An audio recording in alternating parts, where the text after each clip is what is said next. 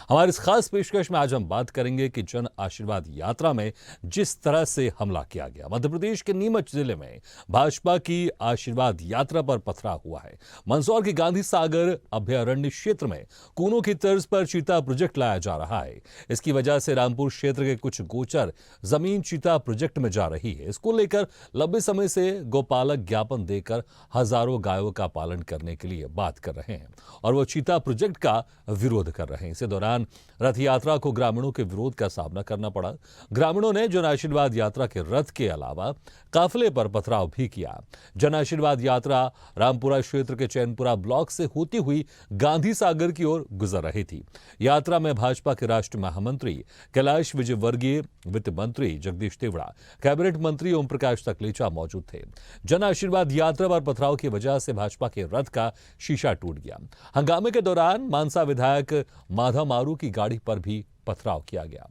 जन आशीर्वाद यात्रा पर हुए पथराव को लेकर बीजेपी प्रदेश अध्यक्ष विष्णुदत्त शर्मा ने आरोप लगाया है कि कांग्रेस के गुंडों द्वारा किए गए पथराव कांग्रेस का मूल चरित्र ही गुंडागर्दी है। वहीं कांग्रेस प्रदेश अध्यक्ष कमलनाथ ने ट्वीट कर लिखा है, समाज के हर वर्ग का उत्पीड़न करने के बाद भी शिवराज सरकार को लगता है कि जनता उन पर पत्थर नहीं फूल बरसाएगी। मैं जनभावनाओं को भली भांति समझता हूं, लेकिन फिर भी मध्य प्रदेश की सम्मानित जनता से मेरा अनुरोध है कि विरोध को लोकतांत्रिक तरीके में रखें और अपराधियों को दंडित करने का काम न्यायालय को ही करने दें। इसके पहले भी शिवराज सरकार की जन आशीर्वाद यात्रा को विरोध का सामना करना पड़ा था, तब यात्रा बीच में ही स्थगित करनी पड़ी थी। अब सवाल यह है कि वाकई जनता का आक्रोश वर्तमान सरकार को लेकर है या विरोध प्रायोजित है। यात्रा पे हमला के पीछे आप जाओगे तो आपको समझ में आएगा कि कमलनाथ जी पहले कह चुके थे कि यहां मणिपुर जैसा पथराव हो सकता है, उकसाने का काम कर रहे थे 1 महीने से। दिग्विजय सिंह जी हरियाणा के नूह का उदाहरण दे चुके थे, ये उकसाने का काम कर रहे थे। और इसमें जो खेमा गुर्जर नाम का व्यक्ति है जिस पर FIR हुई है 7 पे और गिरफ्तारी हुई है, ये कांग्रेस से जुड़े हुए लोग। अब कांग्रेस हताशा और निराशा की तरफ धीरे धीरे बढ़ रही है, तो स्वाभाविक रूप से इस तरह के हथकंडों का वो सहारा लेगी। इसके प्रदेश की जनता को समझना चाहिए ये गलती पहले भी कांग्रेस कर चुकी है, फिर वही गलती कर रही है। हमारी जन आशीर्वाद यात्राएं जो जनता का आशीर्वाद लेने के लिए निकली हैं और इनको अपार जन समर्थन जो मिला है, 5 यात्राएं हमारी निकली है, कल एक और बच्ची वो भी निकल रही है। तो इनका अपार जन समर्थन देख करके कांग्रेसी अपराधियों ने, गुंडों ने, क्योंकि इनका तो मूल चरित्र ही ये है, इन्होंने योजनाबद्ध तरीके से पेड़ों के पीछे छिप करके हमारे यात्रा पर हमला किया, सारे वाहन तोड़ दिए। इसलिए इस प्रकार की गुंडागर्दी का जवाब भी दिया जाएगा और ऐसे लोगों को जिन्होंने ये काम किया उन्हें किसी भी कीमत पर छोड़ेंगे नहीं। और यात्रा की सक्सेस देख करके कांग्रेस जो घबराई है, सफलता देख करके कांग्रेस का ये कृत्य दुर्भाग्यजनक तो है ही, मैं इसकी कड़ी आलोचना करता हूं, लेकिन ऐसे लोगों को जवाब भी देंगे और यात्रा और सफलता के साथ आगे बढ़ेगी। ये कांग्रेसियों की गुंडागर्दी किसी भी कीमत पर नहीं चलने देंगे। हमारी जो गाड़ियां पीछे चल रही थी उस काफिले में पथराव किया है, शुद्ध गुंडागर्दी है। इसलिए ऐसे लोगों को बख्शेंगे नहीं और जिन्होंने इस कृत्य को अंजाम दिया, जो कांग्रेसी इसके पीछे जो छिपे हैं, उनको भी किसी भी कीमत पर नहीं छोड़ेंगे। कि कानूनी कार्रवाई के लिए कानूनी कार्रवाई भी साथ इस पर बात करने के लिए बीजेपी विधायक माधव मारू जुड़ गए। माधव जी, बहुत बहुत स्वागत है आपका हमारे इस खास पेशकश में। माधव जी, आपको मेरी आवाज सुनाई दे रही है? माधव जी, आप सुन पा रहे हैं मुझे? हाँ, आवाज आ रही है आपकी। जी माधव जी, क्या कहेंगे आप? जिस तरह से आप लोग जो यात्रा निकाल रहे हैं, जन आशीर्वाद यात्रा, उस पर कल रात को हमला हुआ, क्या कहना चाहेंगे? क्योंकि आपके जो प्रदेश अध्यक्ष VD शर्मा वो तो कह रहे हैं कि प्रायोजित हमला है ये और कड़ी कार्रवाई की जाएगी। जी बिल्कुल, माननीय अध्यक्ष जी ने बिल्कुल सही कहा है, क्योंकि घटनास्थल पर मैं स्वयं था और वहाँ चैनपुरी अमलाक रावली कुई में जहाँ घटना हुई है, वहाँ पर 3 पॉइंट पे हमारा स्वागत किया गया, भव्य स्वागत हुआ वहाँ पे। और जैसे ही यात्रा आगे बढ़ी कि वहाँ गायों को जब रोड पर लाकर उन्हें रोड ब्लॉक कर दिए, सारी गाड़ियां रोक ली और अचानक 150 कांग्रेसी, जो जिनको हम जानते हैं व्यक्तिगत रूप से, क्योंकि रोज वहां जाना होता है, कि ये कांग्रेसी है, उन कांग्रेसियों ने वहां रोड पर नहीं तो लड़के कैसे लेके आए, वो कैसे पत्थर आपने लेके आए। पहचाना है कांग्रेस ये, क्योंकि कमलनाथ तो कह रहे हैं कि ये जनता का आक्रोश है। कमलनाथ यहाँ कभी नहीं आए जो उनको जानते हो, लेकिन हम यही रहते हैं। हम लोग यहाँ से हर आदमी से परिचित हैं कि कौन किस पार्टी से जुड़ा हुआ है, किसकी निष्ठा का है।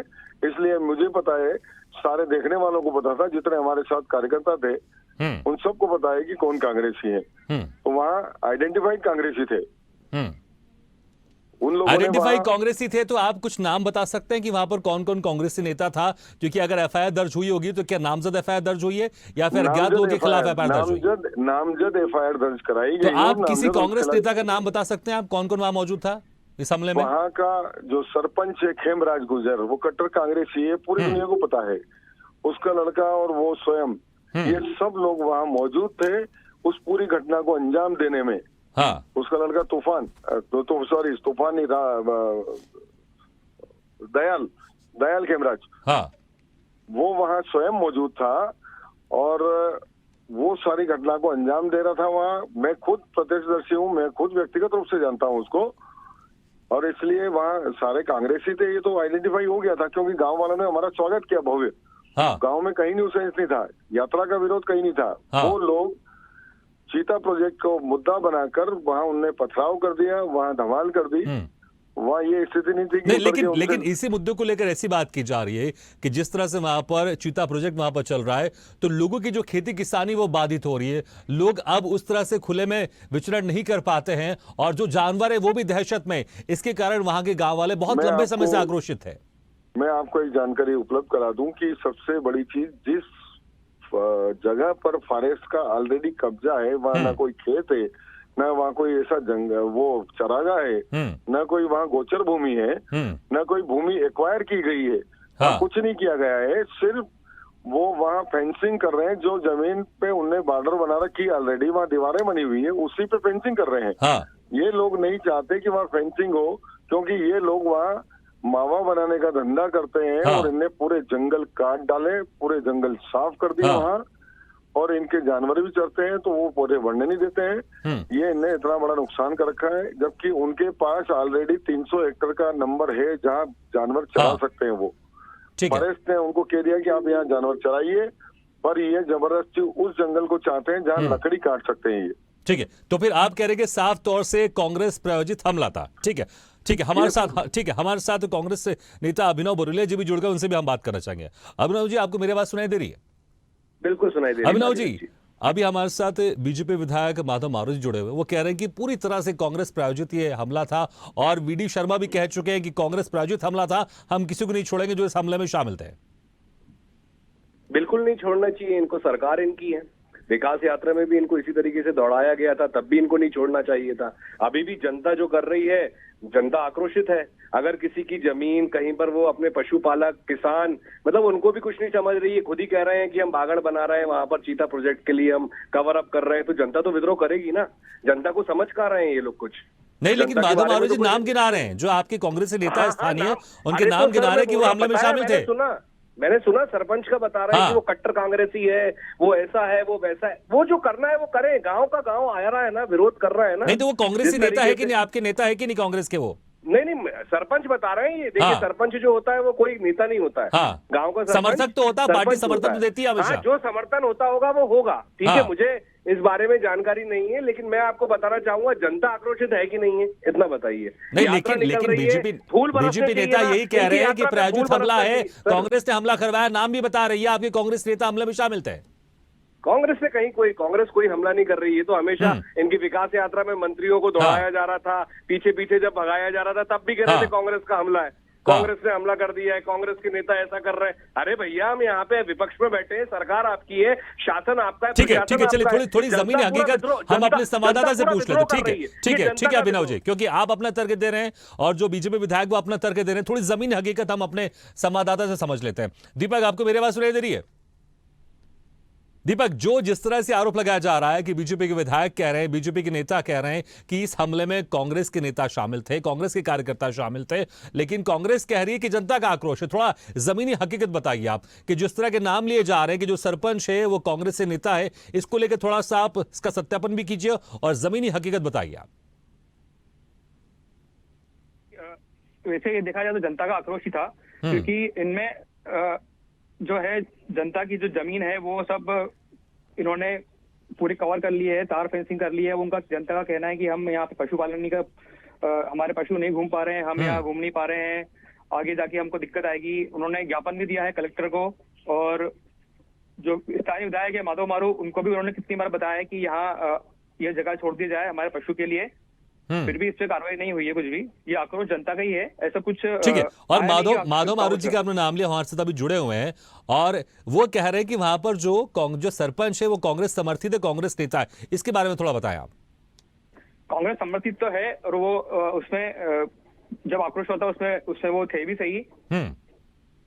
ठीक है। माधव मारू जी, आपने सुना होगा कि जिस तरह से हमारे संवाददाता बता रहे थे, कई बार वहां के जो स्थानीय लोग हैं, जो ग्रामीण है, वो आपके पास आ चुके हैं अपनी परेशानी लेकर, और यही परेशानी की वजह से ऐसा माना जा रहा कि आक्रोश था।